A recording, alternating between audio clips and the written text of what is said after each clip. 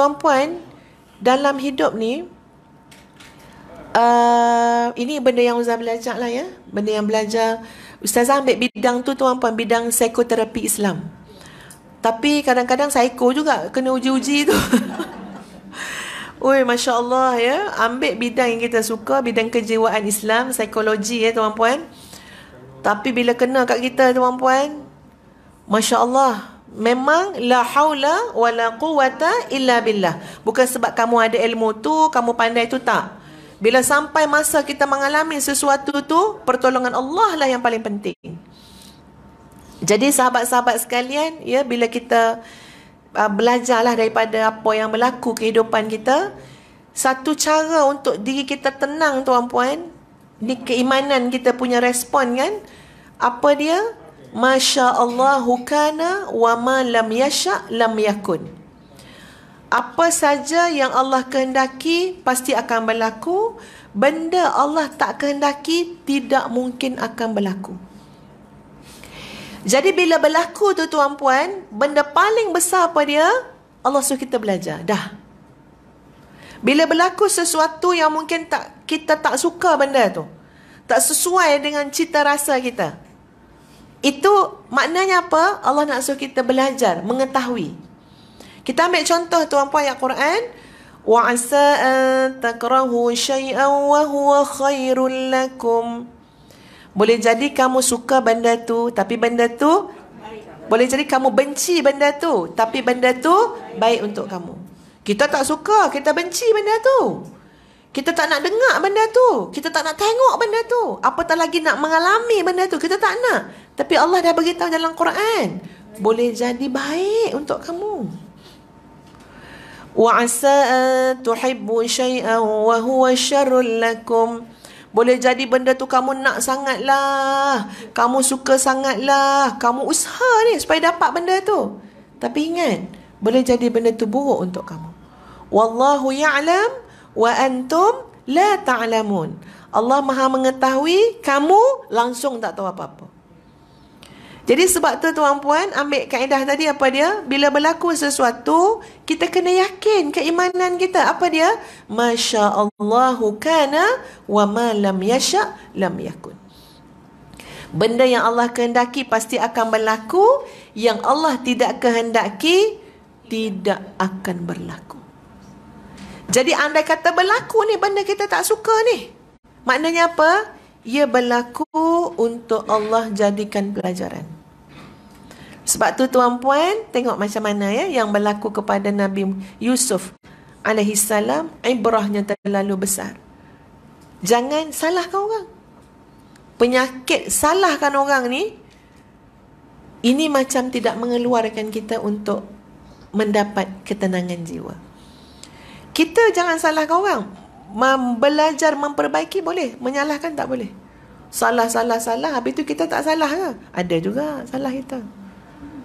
Ustaz ambil kaedah tuan-puan, jadi apa-apa dalam hidup kita, ujian keimanan kan ya.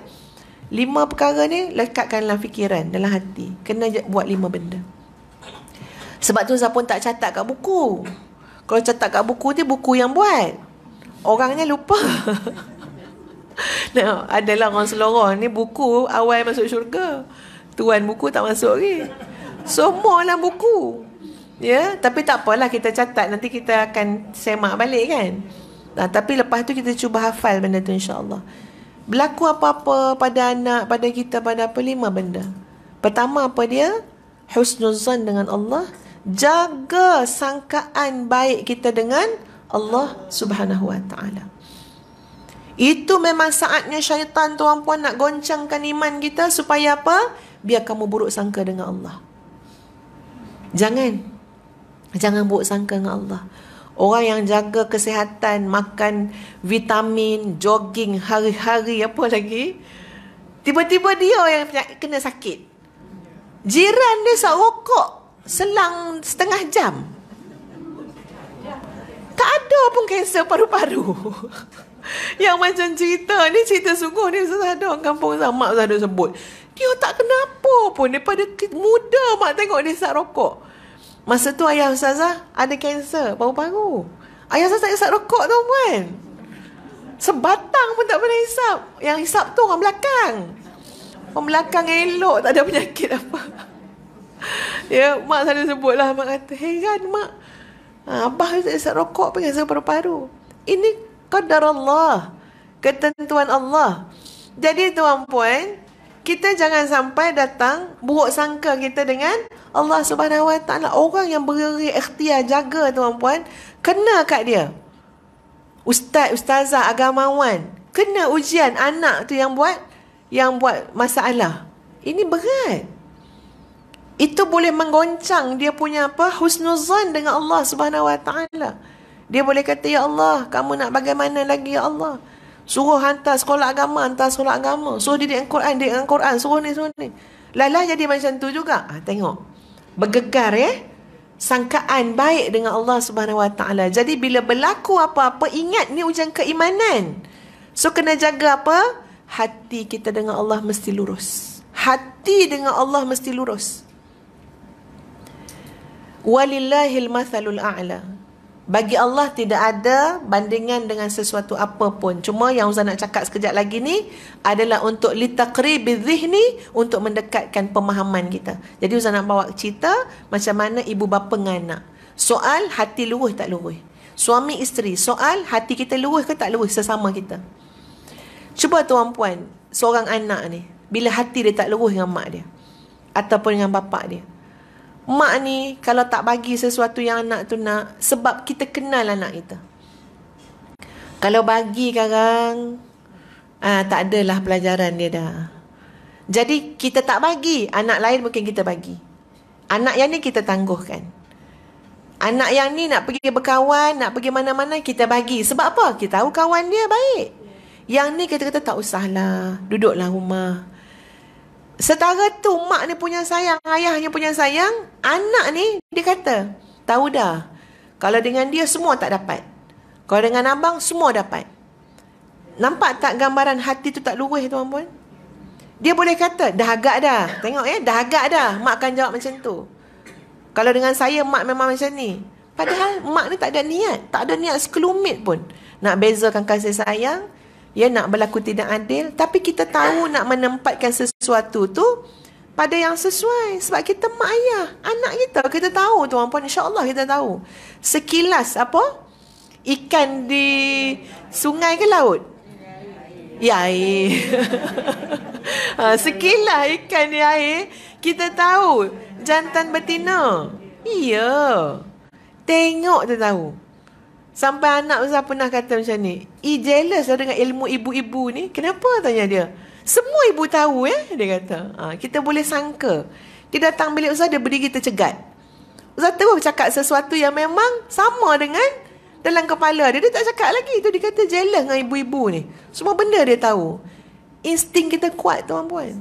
Kita mak kan, orang kata apa, kilas dia tahu dah. Biiznillah.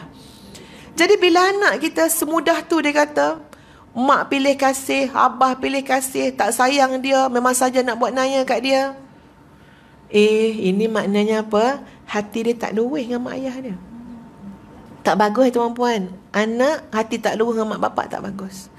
Mak ayah ni insya-Allah tak ada niat nak buat apa? Nak buat buruk ke anak, buat jahat saja nak tengok biar anak nombor 3 ni tak berjaya. Tak ada.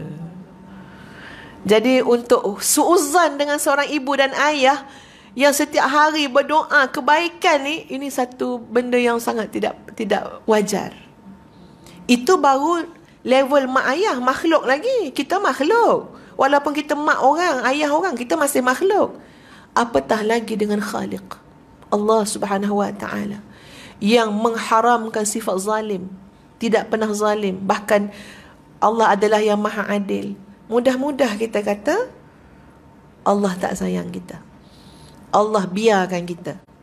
Allah saja je buat kita macam ni. Allah macam-macam lah maknanya suuzan kepada Allah. Maka ini adalah satu kegagalan kepada keimanan kita.